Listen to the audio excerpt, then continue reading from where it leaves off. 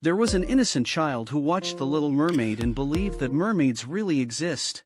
Everyone must have had a fantasy or a dream-like childhood that naturally occurred while experiencing stories such as cartoon movies or children's books as a child, and for this child, The Little Mermaid was that kind of being.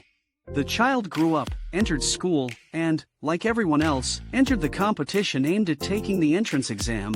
At this time, The Little Mermaid had naturally been forgotten for a long time. I thought I would be able to take a breather after the long entrance exams, but, in fact, it was only then that I realized that the tutorial for the game called Life was over.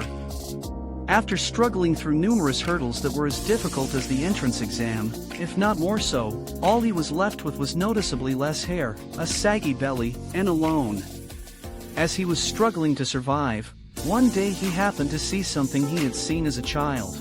The Little Mermaid came into view. Unlike in the past, the innocent child who believed that the Little Mermaid actually existed suddenly appeared in his heart, which he had been looking at indifferently. Then I started to miss those days terribly, and when I looked at myself now, tears filled my eyes and I started to feel sad. I wanted to scream, "I want to go back!"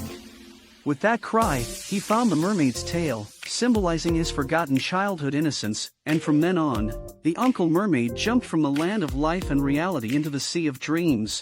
The story of him trying to constantly wag his red tail in order not to wake up from his dream is perhaps the story of us who are still dreaming.